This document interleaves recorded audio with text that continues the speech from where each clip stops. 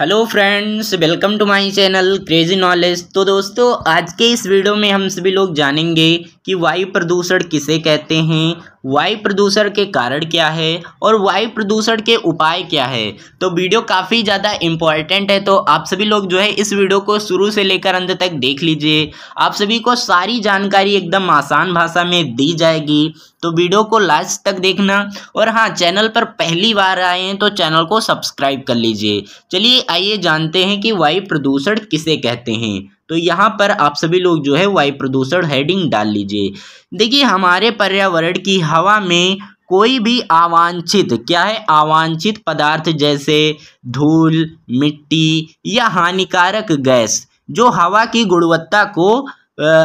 गुणवत्ता को क्या करता है, कम करती है। हवा की गुणवत्ता को कम करती है, जो किसी भी जीवित प्राणी और हमारे पर्यावरण के लिए हानिकारक है, वही क्या कहलाता है, वही वायु प्रदूषण कहलाता है। अगर आपसे पूछे कि वायु प्रदूषण किसे कहते हैं, तो आपको बताना है हमारे पर्यावरण की हवा में कोई भी अवांछनीय या अवांछित पदार्थ जैसे क्या हो गया, धूल हो गया, मिट्टी हो गया, हानिकारक गैसें हो गई, जो हवा की गुणवत्ता को कम करती है, जो किसी भी जीवित प्राणी और हमारे पर्यावरण के लिए हानिकारक है, उसे ही क्या कहते हैं, वायु प्रदूषण कहते हैं। तो आई होप दोस्तों कि आप सभी को वायु प्रदूषण समझ में आ गया होगा। अब आइए इसके कुछ पॉइंट जान लेते हैं। देखिए, शुद्ध हवा में 78% नाइट्रोजन होता है और 21% ऑक्सीजन होता है और 1% आर्गन होता है। इसके अलावा कार्बन डाइऑक्साइड और क्या हो गया, और हो गया नियोन, हीलियम, ओजोन और हाइड्रोजन गैस मौजूद होती है। अब आइए जान लेते हैं दोस्तों इसके कारण के बारे में कि वायु प्रदूषण के कारण क्या है ना, ये भी जानना ज़रूरी है। तो देखिए, जो पहला कारण है, भारत में बहुत सारे उद्योग और पावर प्लांट हैं। क्या है, भारत में बहुत सारे उद्योग हैं और बहुत सारे पावर प्लांट हैं, जहाँ से दूषित धुएं का उत्सर्जन होता है और यह धुआं हवा में मिलकर हवा को प्रदूषित करता है। क्या करता है, यह धुआं हवा में मिलकर हवा को प्रदूषित करता है, यानी कि हवा को गंदा करता है, बेकार करता है कहें तो। यही कारण है कि पावर प्लांट और उद्योगों के कारण अत्यधिक मात्रा में वायु प्रदूषण होता है। तो यही कारण है कि उद्योगों के कारण ही अत्यधिक मात्रा में क्या होता है, वायु प्रदूषण होता है, पावर प्लांट और उद्योगों के कारण।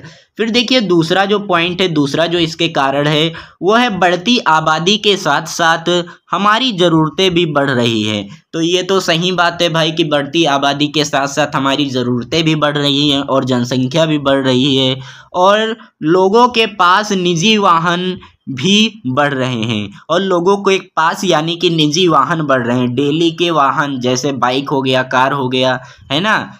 सार्वजनिक वाहनों की जगह निजी वाहनों का इस्तेमाल करने से गाड़ियों से निकलने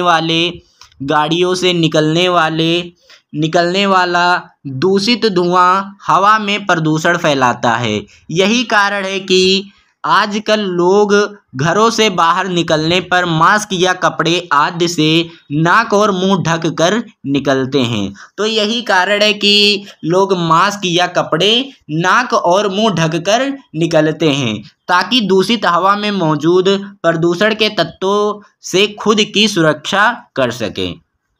तो ये हो गया। फिर तीसरा जो कारण है इसके, वो है कारखानों और फैक्ट्रियों की चिमनियों से लगातार भारी मात्रा में कार्बन मोनोऑक्साइड एवं अन्य रासायनिक धुएं का उत्सर्जन होता है, जो वायु प्रदूषण बढ़ाता है। अब आइए जान लेते हैं दोस्तों इसके चौथे कारण के बारे में। तो देखिए, हमारे घरों और ऑफिस में लगे जो है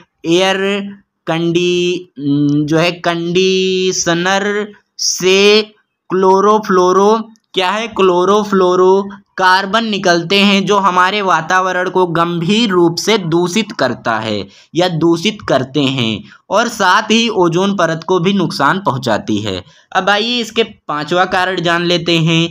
तो देखिए, मौजूदा हालातों को देखा जाए तो पिछले 3-4 सालों से क्या है 3-4 सालों से देश की राजधानी दिल्ली एवं आसपास के इलाकों में सर्दियों की शुरुआत और जो है दिवाली की बाद जो प्रदूषण की मात्रा होती है वो गंभीर वृद्धि देखने को मिलती है। खबरों और तथ्यों के अनुसार हर साल जो है फसल कटने के बाद किसानों द्वारा पराली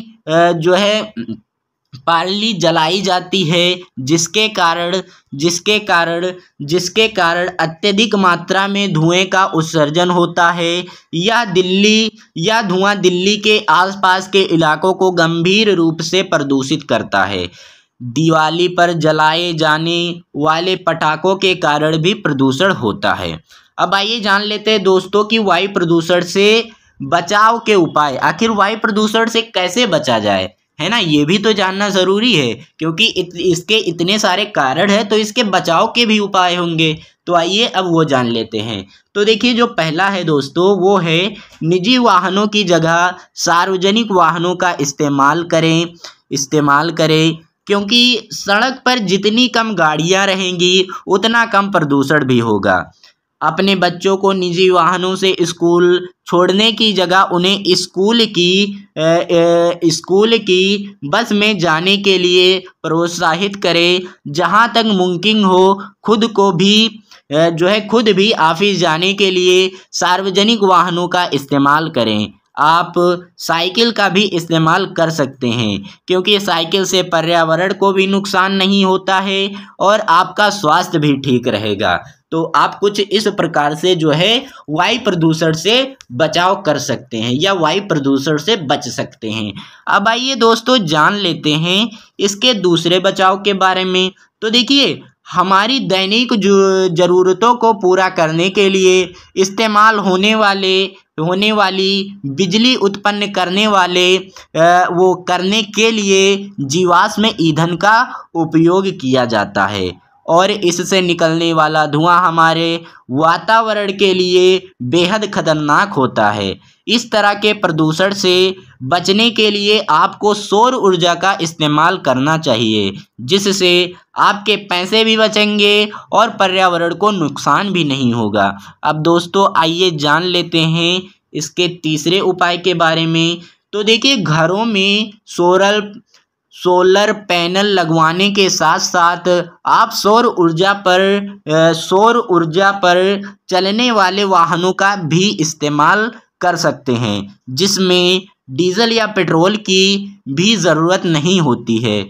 सौर ऊर्जा पर चलने वाले वाहनों से दूषित गैस उत्सर्जन की समस्या नहीं होती है और पर्यावरण के लिए साइकिल के बाद सोलर वाहन ही सबसे फायदेमंद है। तो दोस्तों अब आइए जान लेते हैं इसके चौथे उपाय के बारे में। तो देखिए, अगर आप निजी वाहनों का उपयोग करते हैं तो आपको कारपूलिंग करनी चाहिए। कारपूलिंग में आप एक ही कार में अन्य लोगों को भी बैठा कर ले जा सकते हैं, ताकि सबको अपने निजी वाहनों का इस्तेमाल ना करना पड़े और प्रदूषण भी कम हो सके। फिर पांचवा पॉइंट है, अपने बगीचे की सूखी पत्तियों को जलाने की जगह उनकी खाद बनाकर बगीचे में ही इस्तेमाल करें। इससे आपके पेड़ पौधों को भी फायदा होगा और पत्तियां जलाने से धुआं भी नहीं होगा। तो ये आप सभी लोग जो है अपनाइए, क्योंकि बहुत सारे लोग गांव में हैं, तो गांव में अधिकतर लोग क्या करते हैं, जो पत्तियां होती है जो है खेतों के किनारों पर क्या लगे रहते हैं, पेड़ पौधे लगे रहते हैं, तो उनको काट कर क्या कर देते हैं, सुखवा कर खेती में जला देते हैं। तो ये आपको नहीं करना है, उसको एक जगह पर इकट्ठा कर कर उसका खाद बना लेना है। जिससे क्या होगा, जिससे होगा ये कि पेड़ पौधों को फायदा होगा, है ना। तो आपको ये चीज़ अपनाना है, इससे आप वायु प्रदूषण से बच सकते हैं। अब आइए जान लेते हैं दोस्तों इसके छठा उपाय क्या है।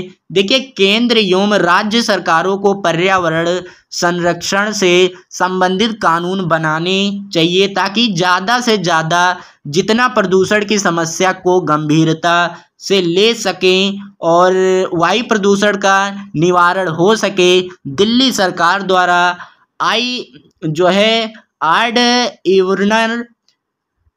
इवन वाली स्कीम हर साल अपना जो है सकारात्मक प्रभाव दिखाती है।